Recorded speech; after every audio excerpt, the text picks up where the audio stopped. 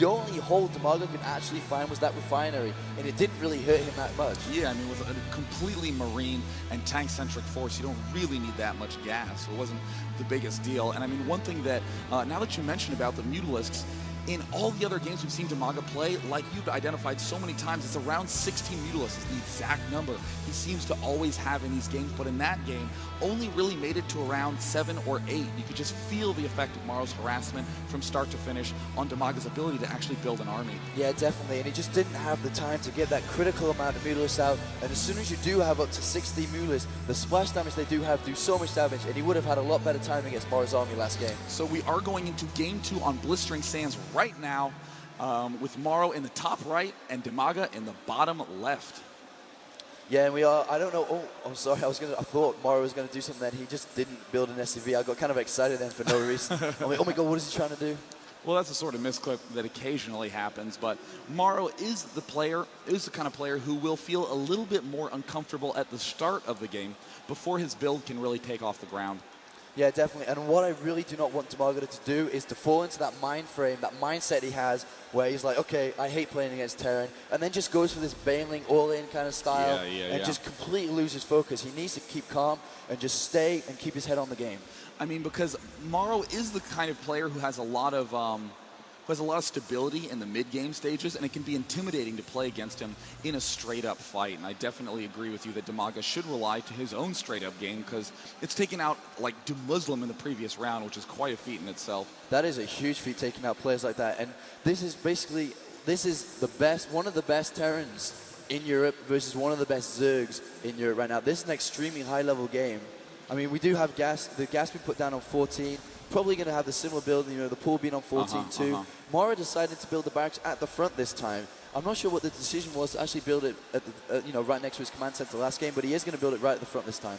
Yeah, and this is a very funky placement. You can't make a wall with a factory really on either side, and you can't even use the tech lab if you wanted to make that there. So I'm very curious how MorroW is going to play off with this barracks all the way forward. He may just do something very normal like add a tech lab and expand, but still funny that he would constrict his ramp a little bit in that fashion. He does have 3 guys going in the gas right now, and a scouting drone is en route to his base.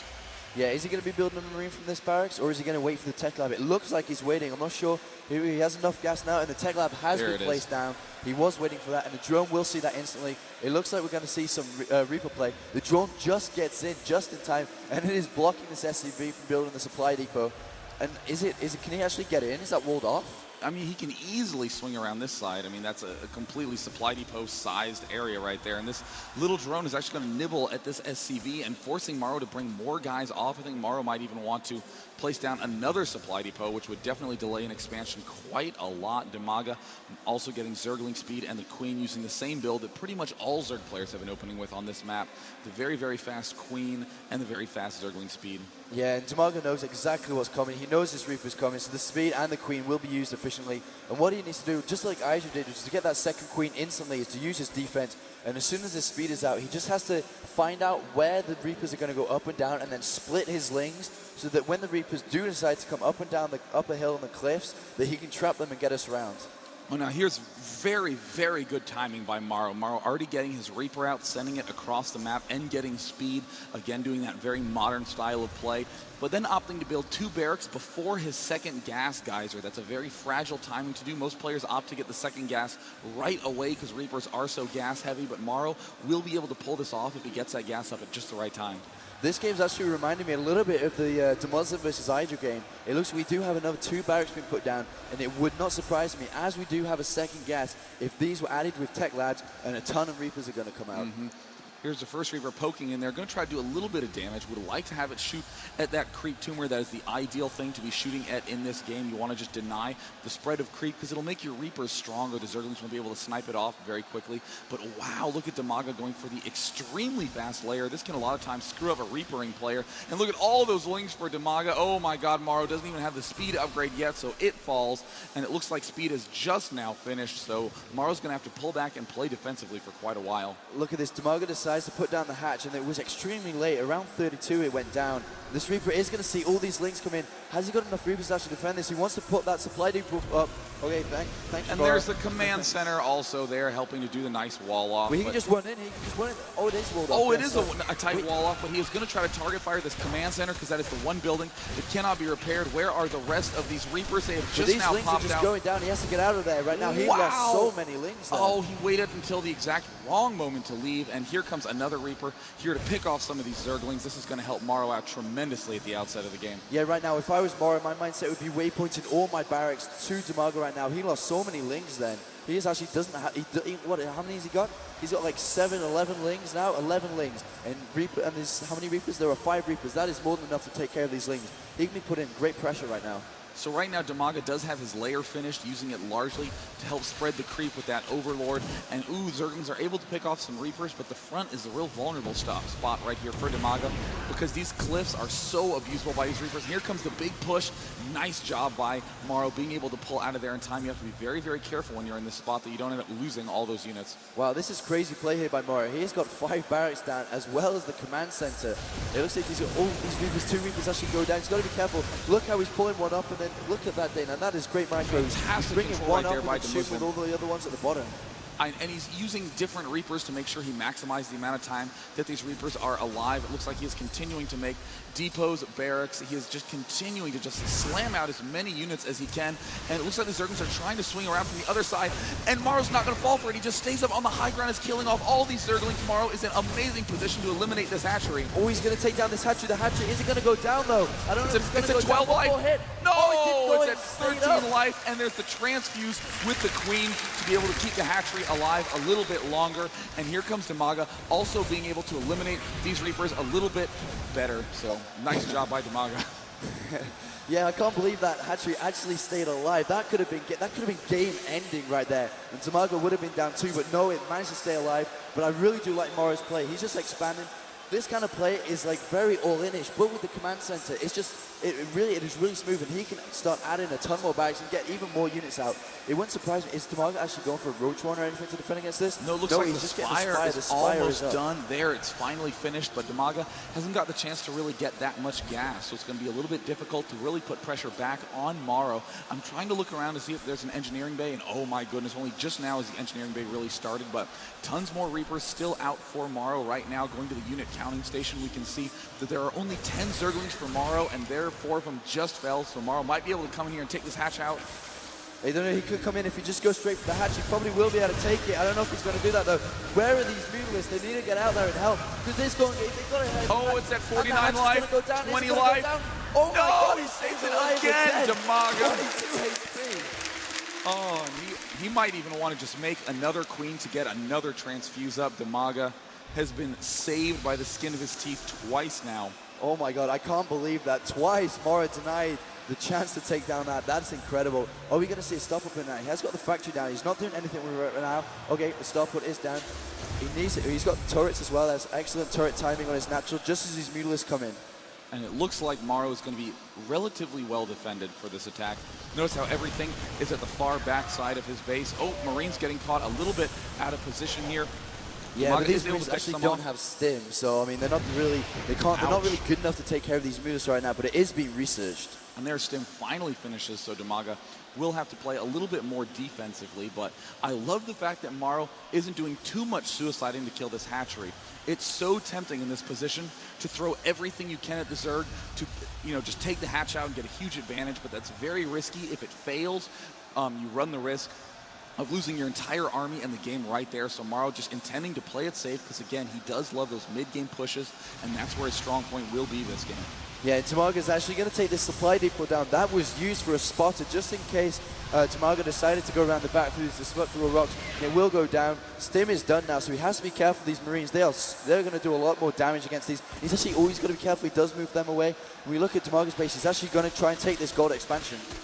And trying to move around DIMAGA's base, it's the same story. He's just going Zergling, Baneling, Mutalisk, and most importantly, spreading that creep. This is what will allow those Banelings to be so fast that they can run up to those Marines. But again, he is up against MorroW's control, which is just top-notch. So even with that creep, he still has to make sure he can get good flanks set up. We'll be careful, DIMAGA. He loses a Mutalisk for no reason, one on half health. But right now, he is upgrading +1 flyer carapace, actually. That's an interesting decision. Looks like he does want to make Mutalisks all game long, and there he does pick off a medevac. Mutalisks are not as easy to control in this game, so he did run up there and take a few big hits as he was taking out that medevac, but more medevacs pouring out of the base for MorroW, getting tanked. There is the siege mode as well, 2 refineries down, and it's just big macro style for both players. I'm very curious to see when MorroW is going to decide to push. That's exactly what I was just thinking, but compared to the last game, DIMAGA is actually doing a lot better job with these Mutalisks. They are doing a lot more harassment, and they are keeping MorroW in the base. I'm not sure when he's going to decide to push out. It looks like he's getting ready because all these Marines are coming down. It looks like the meeting point is at the front of the base, and it looks like he's going to start this push. And it looks like only 1 medevac in this mix and only 1 tank. It's going to be largely Marine and Marauder micro. Notice that in this game, more Marauders in the mix. In the last game, almost no Marauders. That was instead tanks. So very good decision by MorroW.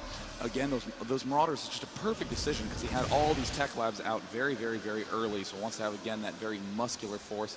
More units just pouring out of MorroW's base, and if you're in DIMAGA's spot, you need to get in good position. Yeah, and this position, as you were just saying, is so critical.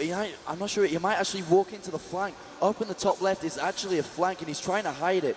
I mean, he's got a ton of links at the front and all these at the back, and it looks like DIMAGA's going to go in now. This is it. He's going to come in for a fight. All these banelings. Oh my God, and from behind, it goes from 3 different directions. There's just too many units for DIMAGA. He was trying to spread these out, but those banelings are in just perfect position, and the Zerglings are cleaning absolutely everything up. And DIMAGA comes out way, way in the lead after that bout. Wow, that was awesome. He had 3 different control groups of units there. Usually we always talk about the 1A syndrome, and this tech's going to go down. Hold that thought, and he will retreat, but we always talk about the 1A syndrome. DIMAGA, being a former Brutal player, has no problem with controlling multiple groups. He came in from 3 different directions. He had control of the Xel'Naga territory, saw exactly what was going on, where the army was, and that really crushed down MorroW. Amazingly enough, MorroW is still staying ahead in this game. He's at 104 food to DIMAGA's 95 food. This hatch has only just finished, but if you go to the production tab, there are no drones being made anywhere by DIMAGA. He is making infestors, he is making units, and that is because MorroW is putting on tremendous pressure. MorroW continuing to try to skirt around these edges, seeing some units going to try to poke in, but needs to avoid this shrubbery as he can get just annihilated by banelings if he isn't careful. There are so many banelings. DIMAGA's using banelings really well this game. It looks like these Marauders are coming down the top. It looks like he's going to go straight for the gold. Snipe. That's such an awesome play. But unfortunately, these Zerglings and banelings are going to get there just in time. And look at MorroW pulling back at just the right moment and going for a counter drop in the bottom left. Oh, a counter drop and 4 Marines. I'm not sure what these 4 Marines are trying to drag. What MorroW's trying to do right now, he's just dragging DIMAGA around, but DIMAGA has perfect overlord placement, and these Marines are going in.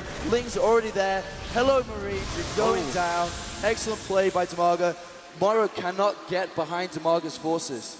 He needs to be very careful. This medevac might be able to stay alive, and the rest of these Marines can come. DIMAGA trying to clean him up. Another brilliant save by MorroW. MorroW coming out with a very huge army right now, getting more medevacs and having such incredible macro this game. Yeah, and all DIMAGA is really doing is just building lings and banelings. He has not. He's continuing to keep his Mutalisks up, but all his spare minerals is just going into a ton of lings.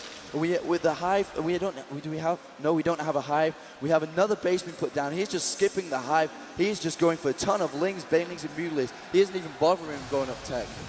I mean, this is just amazing play by MorroW, the way he's able to be both aggressive and continue to expand in macro. At the same time there, the gold expansion is now available for MorroW. MorroW's still very much so in this game, and the real question is, how is DIMAGA going to play with his hive tech? He has only just now gotten an evolution chamber that is such a late start to upgrades, and as we can see, MorroW already getting an engineering bay and an armory, so he can begin upgrading those +2 attacks. Yeah, his infantry armor right now is at +1 attack. It does not have any armor. Both players leaving upgrades a little late in this game. And, you know, it's amazing to hear that DeMuslim was actually scared of DIMAGA's anti-Marine Marauder play. But here, look at this MorroW being very bold. There's a great fungal growth. Going to lose a small force up on this side, but MorroW having incredible Marine Marauder play despite this theoretical hard counter he's up against. Yeah, and MorroW's army is actually dwindling down. Even though he's at 145 food, he is 10 food higher, but his army isn't looking that strong right now. Yeah, I mean, with that many Marauders, the Zerglings are going to do worlds of hurt. Yeah, and actually, we get into starting up to the. We were talking about the critical mass of Mutalisks, and we are starting to get there. He is at 15. He's coming close to 16, and you know that 16 is the magic number which beat DeMuslim and beat other other Terran players as well through this tournament. Yeah, and that harassment is still a big opportunity for DIMAGA to poke over here to kill off some of these depots, but it's very intimidating